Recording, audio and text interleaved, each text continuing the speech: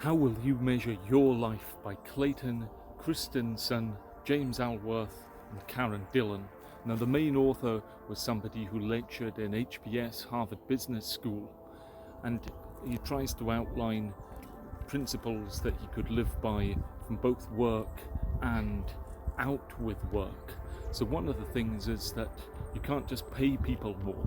Lots of people's diaries are full. So if you want somebody to do more, often they would have to do less of something else. There's quite a lot about job satisfaction. Now, there's 2 or 3 important points. One, satisfaction and dissatisfaction with jobs should be measured on 2 separate scales.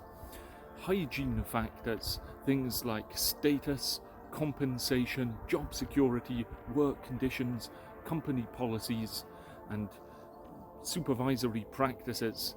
These hygiene factors are really a measure of dissatisfaction, whereas motivation factors, which are satisfaction measures, are things like, is the work challenging? Do you get recognition, responsibility? Do you get the opportunity for personal growth?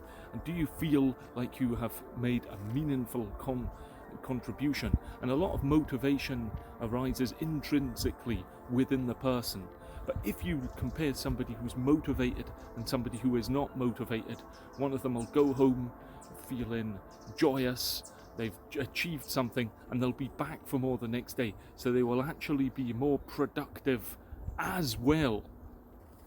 Now, a problem with work can often happen is if it becomes the priority over everything else, particularly if you're getting purely the hygiene factors, and then you do more in your work because you do well, you get more work offered, the cycle goes up, but before you know it, you may be getting paid a large amount of compensation financially, but that's consuming all of your life. And the book suggests that when he met colleagues from his university, after 5 years they were all doing well. After 10 years, it was clear that some people had started off with a job that they thought in a firm would pay for a bit, then they'd stop and do something else. But in fact, they've just been caught in this cycle, so they actually can't leave that. Now, there's the theory of motivation, and this suggests that actually asking yourself a different set of questions than most of us are asking is actually helpful. So that's really thinking, if you're going to consider a job, is it going to motivate me? Is there a chance to develop? Are there those motivation factors that I've mentioned earlier? Really, are they in play? The other thing you can do is list assumptions and then test if these are valid.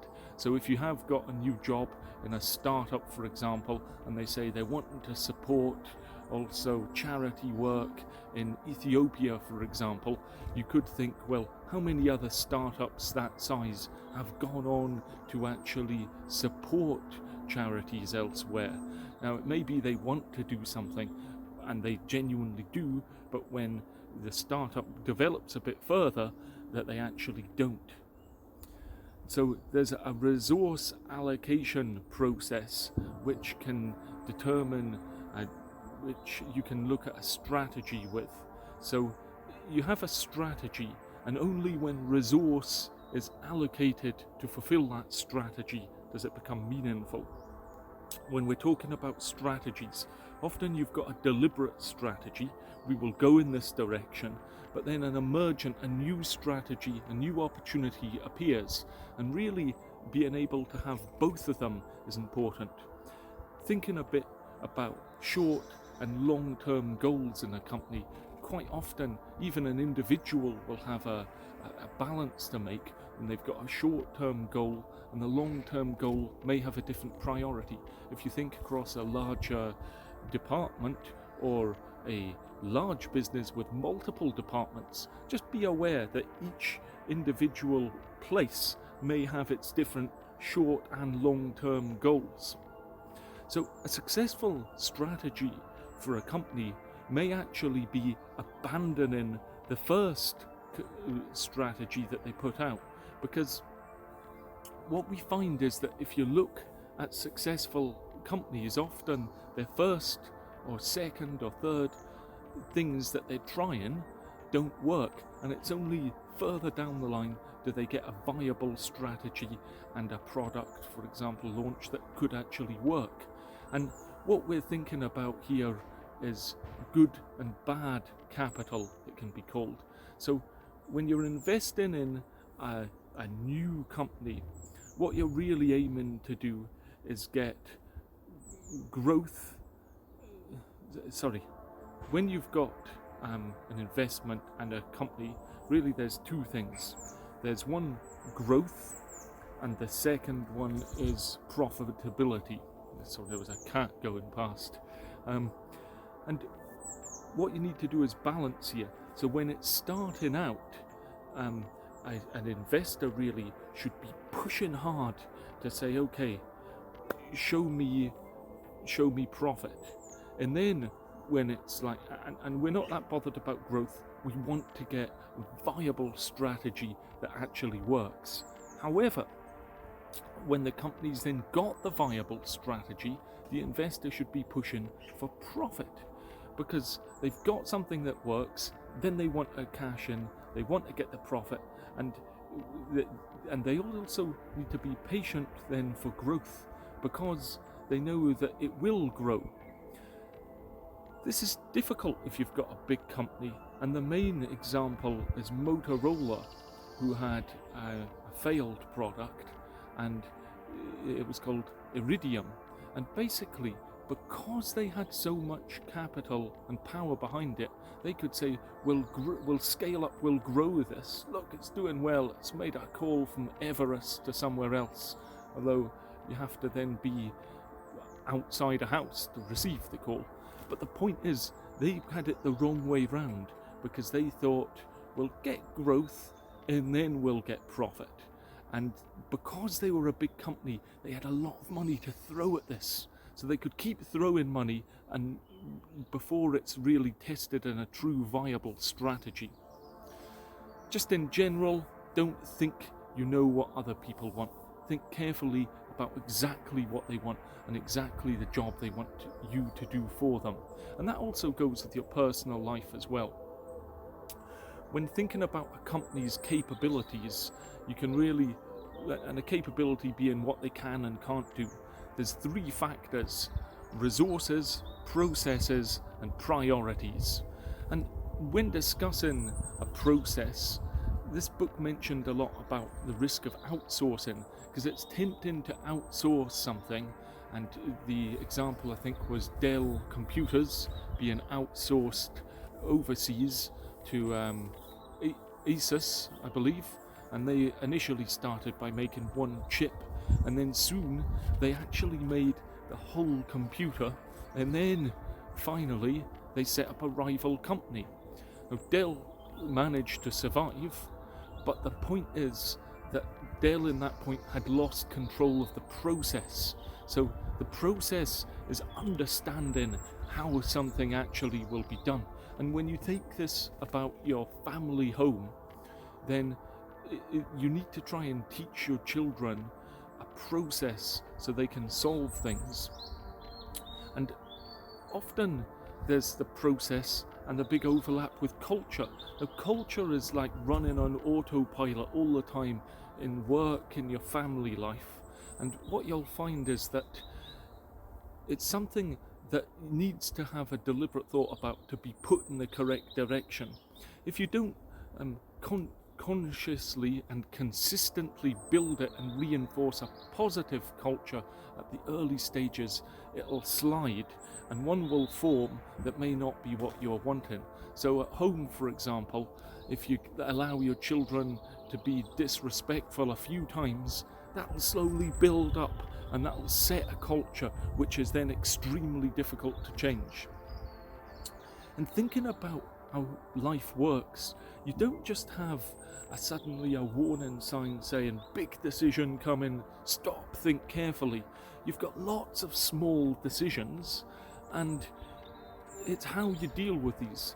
If you can stay true to your values and do these with integrity, it's perhaps easier, because if you bend the rules just once, then just once will come again and again. The immediate impact of that decision won't really show, but in time you may sadly become the person you don't want to become.